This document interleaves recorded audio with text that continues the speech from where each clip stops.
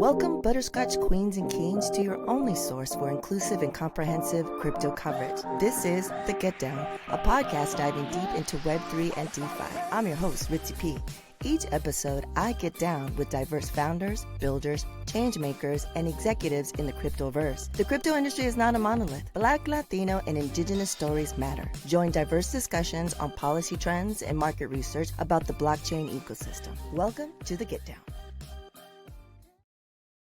Hola, and welcome to The Get Down, the Beyond Bitcoin podcast. I'm Ritzy P. In this segment of All Things Butterscotch with CEO and Managing Editor of Butterscotch Media, Cleve Mesidor, we'll share some updates and we'll discuss her interview with Veda, who is the General Counsel for Veda, a crypto infrastructure company helping to make DeFi programmable and accessible for all.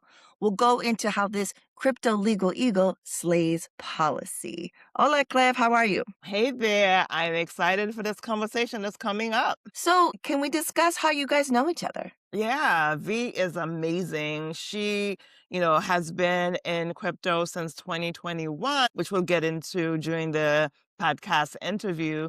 But she is one of those bosses in this space. She's smart. She, does the rounds around, crypto conferences, is a speaker. She's also participated in some of the Web3 women events that I've organized. So I'm so excited to actually have her on and learn more about her story and share her story with our audience. I'm excited to tune in. So both of you guys will be in Arizona for the Eve Wealth Summit. Tell us more about that. Yeah, Eve Wealth is a platform that focuses on fintechs and digital assets. And last year they had their first annual Wealth Summit in Arizona in this beautiful, beautiful spa. So she and I are both speakers this year. So I believe the conference starts on April 21. So we'll both be in Arizona for the Eve Wealth with other women across the DeFi and Web3 space to talk about the future of digital finance. So this conversation is very timely as it sets the stage for, what will be happening, shortly in Arizona. Fantastic. Safe travels to that.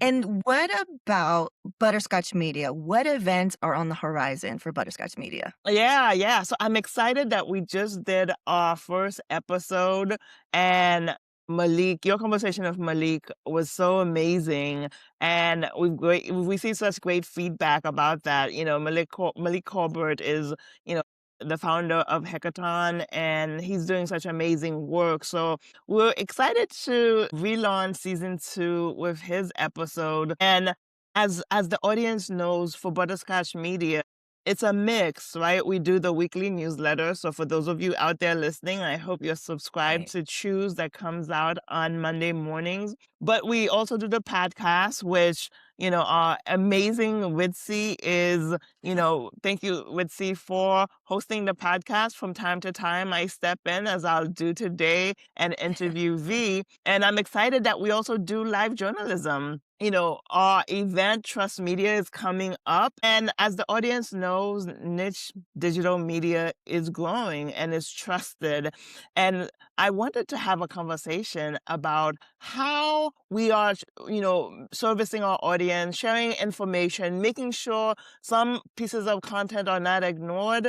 And we were thrilled to get fintech TV's Remy Blair to actually moderate. And I'm so excited to see you'll be there because you've had quite the journey across content creation, across fintech and Web3 and DeFi. So, along with a few other, niche digital media founders, we're going to be talking about this new terrain. And so very excited about that. There's always so much going on for Butterscotch Media that, I'm very excited. Right. Yeah, I'm very excited about this conversation. Please make sure to click the link and register. It is free and it is virtual. Should be definitely be a great conversation.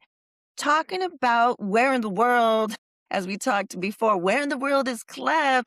Where will you be this May? Yeah, I think, when we kicked off season 2 during Malik's episode, we talked about, consensus and May. I don't think we had confirmed that you'd be going. So I'm excited that our team will be underground in Miami for Consensus. As the audience may know, CoinDesk that hosts Consensus had it in Toronto last year, which didn't land well. Excited that it's coming back to the US. It is typically in Austin, although it originated, I think, in 2017 was the first one. 2016, maybe. My first one was 2017. And that was in New York. So the last few years has been in Austin. So this year it will be in Miami. So I think we're all excited for Consensus to be back on, US soil, to be in Miami. Hedera is also doing HederaCon. There's a lot of side events. For the audience, we're looking at the possibility of doing some type of live podcast during Consensus. We did that last year. I think we did with Sean Colbert was our guest. So for the audience, stand by. We'll let you know about some of the things we have planned for May during Consensus. That's great. I have to ask you about Real Talk AI. You've launched this workshop, and I've seen a lot of people talking about it on social media. And, when I asked you about it, you said that you felt it was important to educate people about AI and the intersection of Web3 and AI is so huge. So tell our audience a bit more about Real Talk AI and what you're doing and what's next. Thank you so much. Yes, Real Talk AI coming from the music and entertainment industry and then also being in emerging tech. So I have these two ends of the spectrums of people saying, no, never AI, especially if it's on the strike negotiations in Hollywood. And then I have folks that use it and trust it as truth. So, and trust it blindly. So I wanted to make sure to let people know that that's definitely impacts our communities. So I wanted them to be fully informed and not just be, 46 chat GPT prompts, and let them know it's a 3-week virtual workshop where people find out the first week what it is, what it can't do, a little bit of the history so they figure out how we got to this point. Week 2, we talk about ethics, copyright, environmental impacts, and also what mass media isn't covering of alternatives that other people are doing globally. And then week 3 is practical and safe ways to use it. And of course, in the discussion part, that's about 90 minutes of instruction via storytelling and visuals. And then the last part is we're really learning in community. So we have founders, creatives, people in 9 to 5 executives learning in community and asking these questions. So of course, when we talk about AI, we talk about what the possibilities are with blockchain. So it's been really exciting. We're going to be definitely holding another one. And if you want to, you can sign up on the wait list at ritzyperiwinkle.com/realtalkai.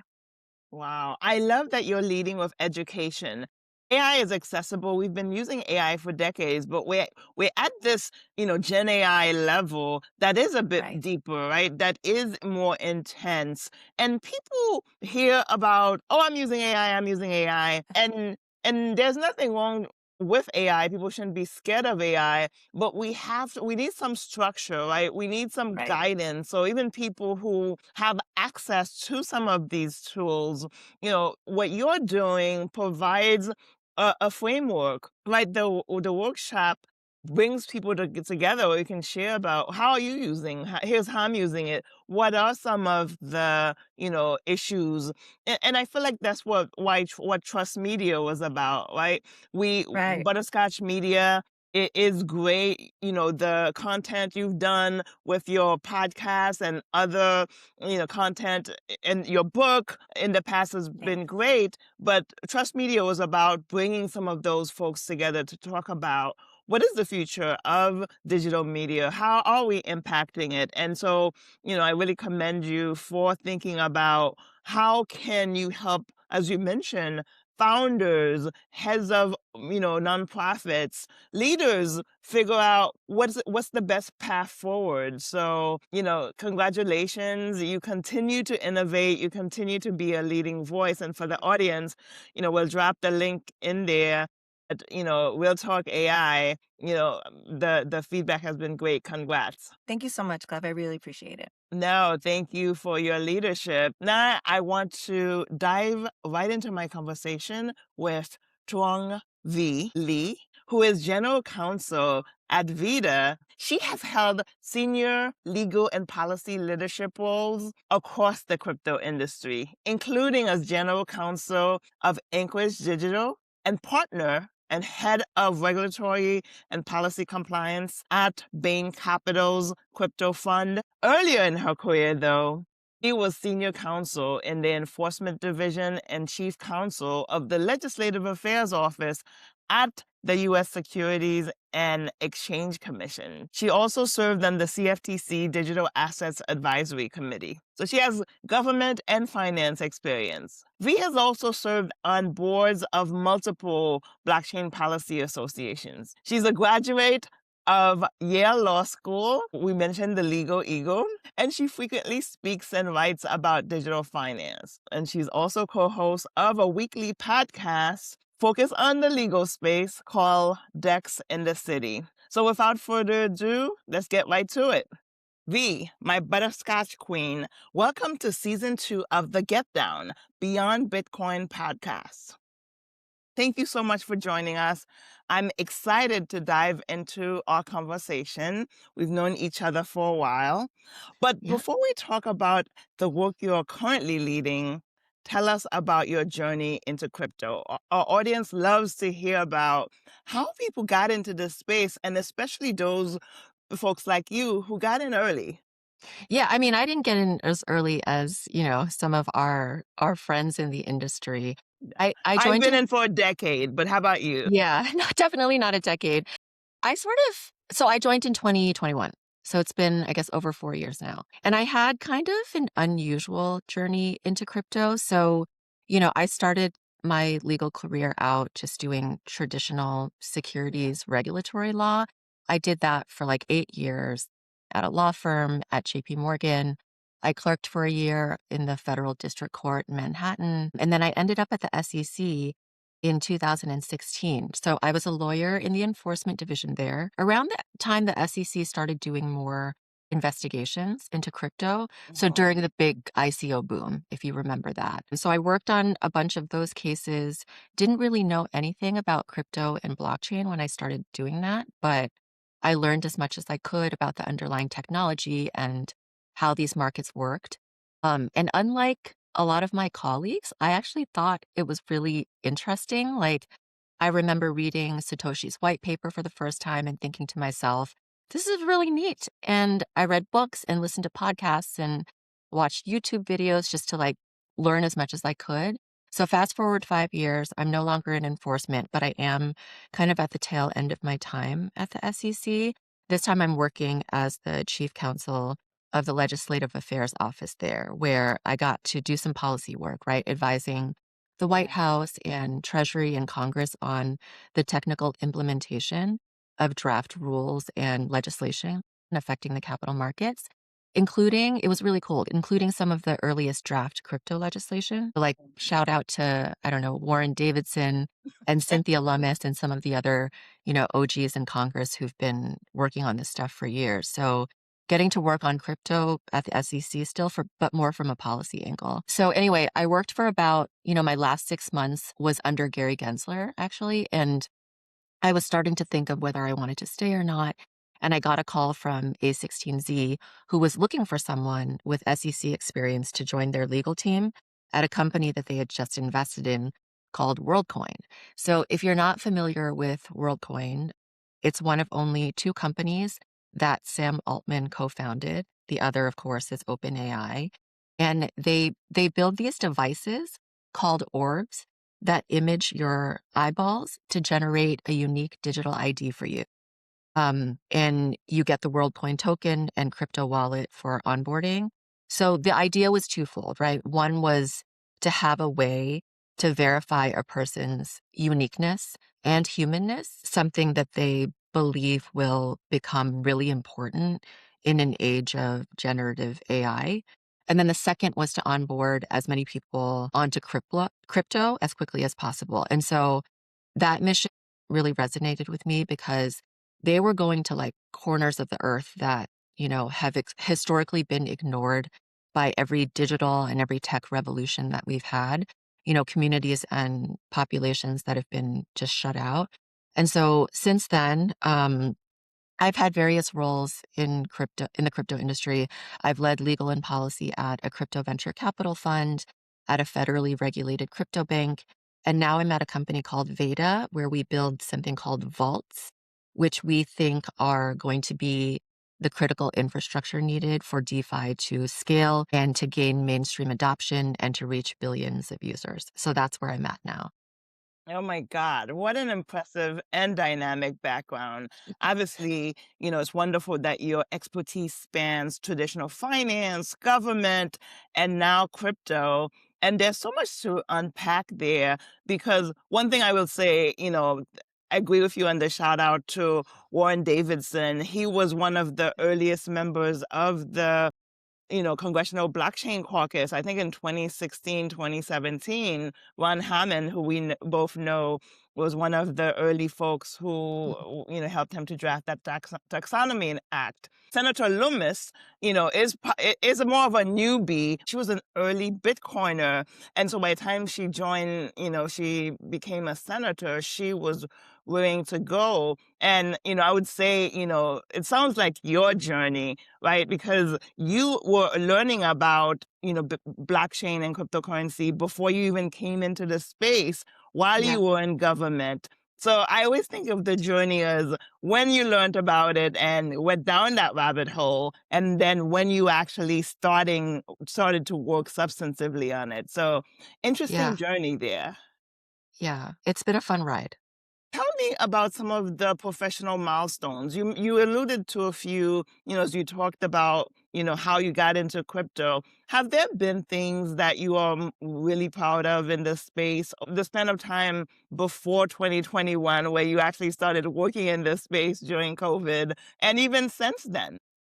Yeah, I mean, like I said, I was a traditional financial regulatory lawyer for over a decade before I joined crypto, right? But like, it turns out that all of that background and experience has been really valuable in giving me a lens into like how markets and systems work and the risks that the regulations are trying to address, right? And that really does inform all of the work that I do, both as a GC at every company I've been at, but also in some of the policy advocacy that I do, right?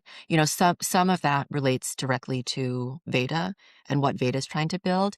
But, I also do just general crypto policy work, push the industry forward. So, having that kind of deep understanding of traditional markets and market structure, why we have the laws and rules that we do, what risks they're trying to address, what policy objectives they're trying to achieve, right? That I think that's a really valuable lens through which to view something new like crypto, because you can see how crypto eliminates or mitigates a lot of those risks, Mhm. but maybe also introduce some new risks, right? So you have to think about, what laws make sense given that, right? And I truly believe that you cannot design crypto market structure without having an understanding of traditional market structure. And so that background really informs a lot of my work. And it's also why a lot of my writing focuses on how crypto markets are an evolution of traditional markets, right? In Mhm. the ways that it eliminates some of the familiar risks we see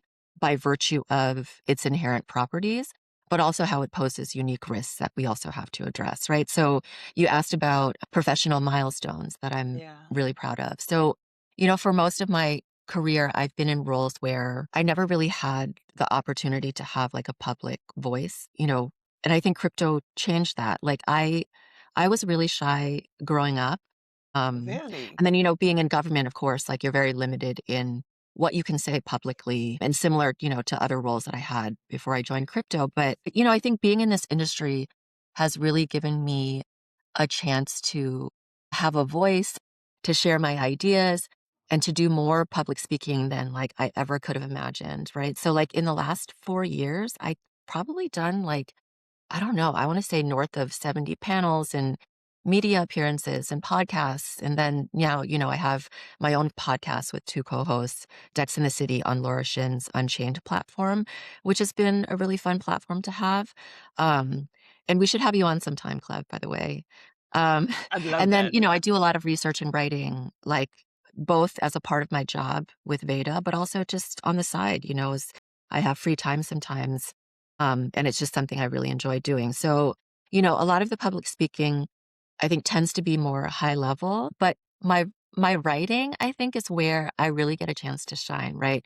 To develop my ideas, to convey them with, I think, a lot more nuance than you can than if you're just on a panel for 30 minutes or something, right? And you get to reach different audiences and try to bridge divides and to do something that I think, or I hope, like will contribute to the advancement of the industry. So one thing I'm really proud of was a paper Mhm. that I wrote last year with my co-author, Austin Campbell. It's called Yeah. Crypto and the Evolution of the Capital Markets. And what we did in Mm. that paper, what we tried to do was to place crypto in the context of, the capital markets have always evolved, right? Like we used Yeah. to literally use paper stock certificates. We went from that to digitized securities, and now Mm. crypto is just the next chapter. Like it's not some scary new thing. It's actually just a natural evolution Yeah. that leverages a new technology to improve the way that the markets and the systems work, right? That's it. So I had started writing this paper in 2023 Oh, wow. when I was at Bain Capital Crypto. So it took me years working on it whenever I had free time here and there in between jobs. And then we finally put it out, having no idea what people would think, Would right? So think. that was like a really scary thing. I had never really done that before. But the reception to it was really, really like so much more positive than we ever could have imagined. Like we heard from so many people on both sides, right? So like TradFi folks told me they'd never really understood the point of crypto or just thought it was like a huge grift. And this was the first time they read something where it was like, oh, we kind of get it. And then on the crypto side, people told us, I knew crypto was a more efficient system, but like I truly had no idea how highly intermediated and rent seeking the traditional capital markets were. And also, like, why we have all of the regulations that we do, right? So it was really nice to kind of help bridge those two worlds. And one thing that was super cool was we heard from an executive at JP Morgan that Mhm. she was in Jamie Dimon's office one day and she saw the paper printed out on his desk. So, like, I don't know if he read it or not, but I was like, oh my God, that's so amazing. Like my co-author and I were freaking out. So I would say, yeah, isn't that so funny? So I would say like that, that's a professional thing I'm really proud of is the writing I do. And, we've done like academic papers like that one, but I also do op-eds here and there and think pieces. And, people don't always agree with my ideas. And I've been told that my work has been, misinterpreted or maybe not fully understood. But, like I'm okay with that. Like I always tell myself, your job is to be clear and direct and hopefully contribute something original or insightful that you think will help push the industry forward. And beyond that, Yeah. you only have so much control over how your ideas are received. And Austin, who, has been a great friend and mentor, told me something which really stuck with me, which is, if you're controversial and people are talking about you and your ideas, it's because they know you're credible and influential. Yeah. Otherwise, they would just ignore you. So I'm okay with the controversy, and I think debate is healthy and will ultimately lead to better policy outcomes for the industry. Absolutely, absolutely. And thought leadership is intended to do that, right? Spark debate, present fresh perspective and new ideas. And, this we're at the future frontier, you know, the space is growing and we need to have a conversation about what this is. And I love, the fact that you want to continue to share ideas and challenge ideas. I often talk about, the fact that we've been digitizing money for a long time and technology has been innovating society for a long time. So blockchain cryptocurrency are just part of that continuum. Not anything to be afraid of. And I think you said it twice. That's how you've seen this evolution. It is not spooky or new or quite frankly, not that disruptive because we've been disrupting, you know, technology, finance for such a long time. So I urge our audience to definitely check out the paper. I'm sure they can get it on SSRN. Why don't you tell us the name of the paper again? It's called Crypto and the Evolution of the Capital Markets, and I wrote it with Austin Campbell. Awesome, awesome, awesome. That's why I love crypto for folks who really have a lot more to add than what their professional resume says. Obviously, you are a crypto legal eagle, right? You're an attorney, a general counsel. And I joke that somehow, while on our way to shedding intermediaries, crypto made the profession of attorney sexy. We have so many attorneys, but they don't do what other attorneys do in other spaces, Yeah. where compliance, our industry led with this conversation about compliance. So attorneys became very, very important, but had a role beyond just the law, right? It had a role in terms of understanding, you know, regulatory policies and being able to reimagine what a new financial system could be like. So I want to stay there for a minute because you mentioned the word risk quite a bit. And crypto is always associated with risk in a negative way. But as you talked about risk from your perspective as a regulator in the federal government, or even going from traditional finance to decentralized finance, risk is not something people should be afraid of. Risk is just a part of any new technology, new financial instrument. It's something that we can mitigate. It's something that we just have to create tools to actually offset. And certainly, you know, at the rulemaking and policy level, even at the consumer level. So would love to, you know, have you talk a bit about, you know, your work, whether it be, you know, in as a regulator looking at the risk of financial markets that are a natural part of the global financial system, or even how you've approached identifying and mitigating risks in the evolution of the Web3 and DeFi space. Yeah, so my view on policymaking is really informed by this book I read years ago in law school. It's called The Cost of Accidents by Oh, Guido Calabresi. He's like a legend and a former dean of Yale Law School, where I went to law school. So it's about how society weighs the benefits and risks of things and decides how to regulate them, yeah, and how, like, as a society, we implicitly accept that there's going to be some risk and some harm, but we accept that in exchange for the benefits that we get from certain things, right? So I think, when deciding how to regulate a new technology like crypto, the question shouldn't be how do you eliminate all risks, right? That shouldn't be the goal, because it's impossible, but also you would be missing out on a lot of the benefits of it if you yeah, did that, right? So it's about how do you balance the benefits against the risks, right? How to address the risk at the lowest possible cost to the benefits. So if you think about something like automobiles, for instance, right? They cause tens of thousands of deaths every year.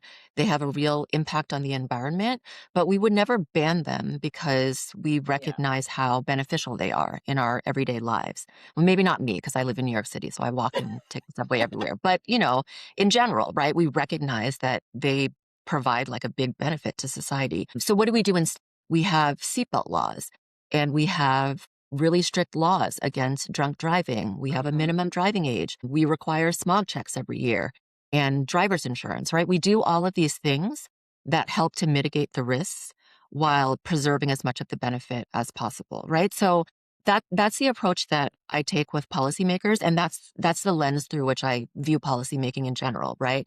Is how do we think about how to address the risks in a way that preserves as much of the benefit of this technology as possible. And I think, I also take an approach that not everyone in the crypto policy community does, which is I'm actually very honest about the risks and the trade-offs. Like, I think there can be a tendency to kind of hide the ball a little bit, or, look away every time there's some like huge DeFi exploit or hack or people get harmed, right? Because we're so focused on just like getting legislation passed or we don't think legislators are smart enough to understand the risks without overreaching or overreacting, right? I totally get that fear. But just in my experience doing policy work the last 4 years, like this is not 2019 anymore. Like I actually think the members and the staff and regulators that I talk to actually understand this stuff pretty well now. So, I think you can meet them where they are without feeling like you can't be honest about the risks and the trade-offs. So I also think, not being upfront about that sort of thing is how you lose credibility over time. And frankly, it's how you end up with bad policy. Like I actually don't want us to regulate DeFi in a way that ignores the real risks and doesn't take investor and consumer protection really seriously. I work at a DeFi company, right? Like we deal with every DeFi protocol out there. We touch everything. So for me, it's not theoretical. And I do find that a lot of the policy discussion is very academic and almost like ideological, almost like ivory tower in that sense, right? But that's not where I'm coming from. Like I'm on the operating side. I'm not looking at this from an ideological distance. So, when something blows up, I'm on the phone with our engineers and our security folks and our partners and our users on, how does this affect us? Are our users affected? How do we make sure that this doesn't happen to us, in the future? Like, how do we protect our users? So for me, it's very real. It's not theoretical. And I actually think our policy work as a community would be better informed if there were more people with real world experience building with this technology. So, I think each of us has to kind of come to this policy work from our own experience and, from our own values, right? So I'm a Democrat. I spent almost 6 years at a regulator. I care about investor protection. I care about market integrity, right? I know how real the risks are and, that users will continue to get hurt if we turn our heads the other way as a policy community because we're scared of being overregulated. So I think, we need to have an honest conversation about these things, one that is nuanced and that assumes that policymakers are intelligent and capable of thinking about these things and the risks and the trade-offs and the benefits in a nuanced way. Like I give them the benefit of the doubt and I find, like I said, that they are smart and receptive and that they appreciate that approach. So that's kind of how I come at policymaking. And, that's not everyone's role in the ecosystem, and that's fine. I think everyone has a part to play, but that's my approach. And it's informed by my real world experience working at a regulator and seeking recourse for victims and having a deep understanding of market structure. And it's informed by the work that I do every day as the GC of a DeFi company. Well, I love your thoughtful approach to risk because it is something we have to lean in.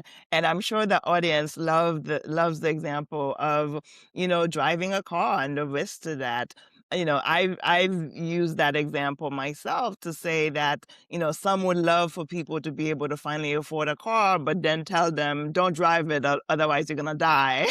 Right. Exactly. And of course, that is a risk to everyone that you could Yeah. die if you have a car. But that's why we tell people you have to have a driver's license, you have to have insurance, and then we tell them here's what to do when something happens. We don't pretend it's not going to happen.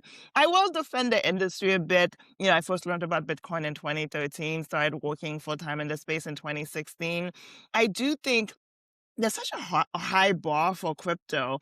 People use the cloud and use technologies and say, my stuff is in the cloud, but they have no idea how the cloud Yeah. operates, who created it. But because crypto wasn't created by the wrong people, right? We created a cryptocurrency that wasn't created by government or Wall Street, and we created technology that didn't come from Silicon Valley. So the bar is, oh my God, explain the whole thing before I can trust it, while we trust other technologies without understanding anything.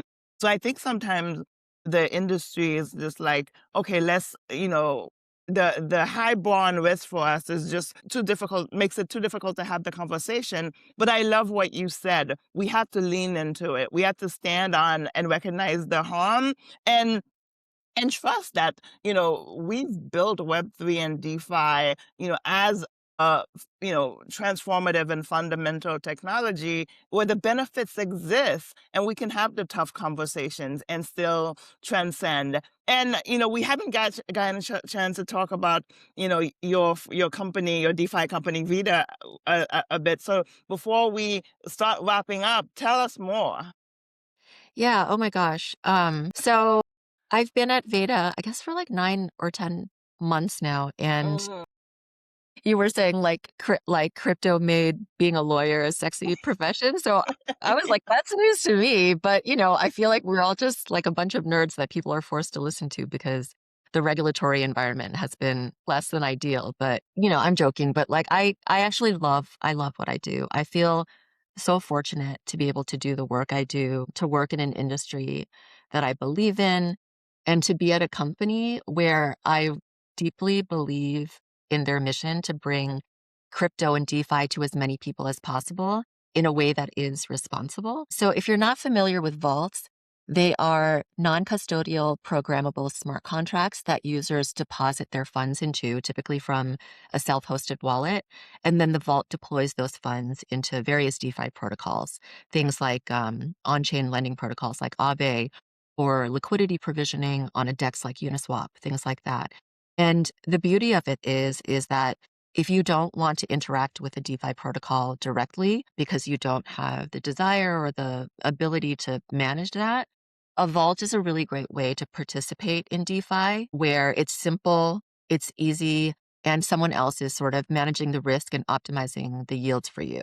So the reason I joined Veda as general counsel last year is I have a thesis, which is that the way that most people will access and engage with DeFi in the future is not through direct protocol access, but through a vehicle that abstracts away the complexity of using DeFi in a way that's safe and convenient. So Mm.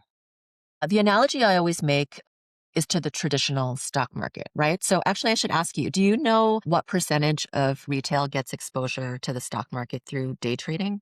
Oh, wow. No, I don't. But I imagine it's not a lot, or it is a lot. It's actually very low, right? Most people, over 90%, do not get exposure to the stock market through day trading. They get it through a managed vehicle like a 401k or an ETF or Yeah. an index fund, right? Most people are not sitting in front of their computer all day day No, trading stocks. trading. So if you think about on-chain finance and you believe that all finance will eventually be on-chain, like I do, my thesis is that it's going to be no different. We're in the degen phase of DeFi right now, but that's shifting, right? So I think vaults are going to become ubiquitous and they will be the main way that most people access on-chain finance of all kinds in the future. It's no different than the stock market. So that's what Veda does, and that's what vaults are. So like, what do I actually do in my role, right? So Yeah. I think the best way to describe my role as general counsel of Veda is that I kind of help to translate between two worlds that don't naturally understand each other yet, which is, regulation and then programmable finance, like, our founders and our engineers that are helping to build and operate this stuff every day. So we're building infrastructure that moves and deploys like billions of dollars through smart contracts, right? So the legal layer isn't just about risk management. It's actually about shaping how the product itself is designed. Make sure that, our company can still build and be innovative, but that it's also something that institutions and regulators and users can trust, right? So I think a lot of GCs describe their jobs as like keeping the company out of trouble. And yes, I mean, that's part of my job too. The way that I like to look at it is I see myself as a design partner. And I think all Mm. GCs in crypto should view their role that way. And what's really interesting about being a GC at this particular company is that I get to sit at the intersection of two things that I really care about, right? Which is DeFi, Yeah. but also user protection, right? Something that, like we were saying, I don't think gets enough attention in the crypto policy community. Like we talk a lot about protecting developers and innovation, but I find that we almost never discuss how do we design systems that protect users. And those two things don't have to be opposed, right? Let's design systems that preserve the openness and decentralization that are the whole point of crypto, but in a way that minimizes risks to users and preserves market integrity. So, that's something that I care about a lot. It informs a lot of the work that I do at Veda. And I think it's something, that I hope we can discuss just more openly and honestly as a crypto policy community, because I really believe that if we're going to succeed as an industry, users and regulators and institutions really do have to trust these systems. And, it has to be something that like you'd feel safe telling your father-in-law or like your kid's second grade teacher to use. And right now, I think we're just not there yet. So that's a little Yeah. bit more about the work I do. I love what you're building and how you see your role as part of the design team for, Yeah. your company. And you're absolutely right. We need more on-ramps to, on-chain products to DeFi. I'm a big supporter of self-custody. I, use the ledger for my crypto, but I know it's a hard concept to tell people because it requires a lot of steps. So then we often then send them to centralized products. And as DeFi grows and we want we want to onboard people to on-chain opportunities, we have to create ways for them to do that safely, a bit more easily than it is right now. And it sounds like that's what you are trying to build with vaults, Yeah. Yeah. And opportunities for we're, them. vaults are non-custodial, right? So it Yeah. preserves like the ability to self-custody and control your own funds. And it preserves something that I think is really important, which is we need to preserve the open and permissionless nature of the DeFi protocols themselves, right? So it's just a Agreed. really great way for people who want to be able to get the benefits of DeFi and to engage with DeFi, but maybe don't want to do that directly because it's complicated or intimidating or whatever, right? Like I think it's really like the only way that we are going to get past the DeFi degen phase, because there's only Mhm. so many of those people in the world. Like this is how I think DeFi just really becomes like the financial system like of the future, is if we try to gain that mass adoption. So that's why I'm really excited about what we're building there. Well, I definitely encourage our audience to learn more. Yeah, I just have a few wrap-up questions, but I'm going to try something. Thank you so much, TuongVy, for joining us. Audience, we Thanks know for her having as me. V, but I wanted to actually try to say her full name. Did I say it correctly? Yes, you did. And my mom and dad love you for saying that. Well, as we wrap up, tell us a fun fact. Maybe your full name is the fun fact, or anything else you want the audience to know. Yeah. Oh my gosh. So something I've been doing a lot the last few years is skiing. So I'm obsessed Mm. with skiing. Like I went 30, I think I skied 30 days this season Oh and my 40 God. days last season. And what's funny is I only learned to ski a few years ago. And for someone who spends as much time skiing as I do, I'm actually not as good as you would think. And sometimes I wonder if like I should push myself to conquer like scarier terrain or learn to do jumps or something. But then I'm like, you know what? I'm perfectly happy going down just like a nice blue run with my Bad Bunny playlist and then having the après and the hot tub at the end of the day. So anyway, that's a fun fact about me. And also like the point is it turns out you can totally pick up like a cool new sport or hobby even later in life and like get decently good at it. So What decently good 30 runs and the year has barely started. I would say you're approaching, solid expert level here. yeah, no, I love doing it. It's so much fun. And anything else you want to compel to the audience and all to think about, and also let the audience know how to get in contact with you. The point I try to make a lot in, a lot of the public speaking and writing that I do is I want us as a policy community to think more about how do we design systems that users can trust and to care about user safety and user protection. Because I really do think that there is a way to balance what makes crypto special, which is open, permission, decentralized systems with user safety, because I think that is the only way that crypto is going to succeed. So that's kind of my parting thought. Well, I know folks can find you on X, on Yeah. LinkedIn. Yes, X and LinkedIn. Yeah, that's the best way. Awesome. Awesome. Well, I want to tell, our guests that, this audience has loved this conversation because I have, whenever myself or Ritzy do these conversations, we always choose guests that have a great story that actually are compelling. So, special thanks to our Butterscotch kings and queens out there for joining the conversation. I hope I got a lot out of it. And for the audience, be sure to check out all episodes from seasons 1 and 2 on your favorite platform. TuongVy, thank you so much for such an amazing conversation, but mostly thank you for the work that you're doing to make sure that the country and the world can access digital assets in a safe but also easy manner. Thanks for having me, Cleve.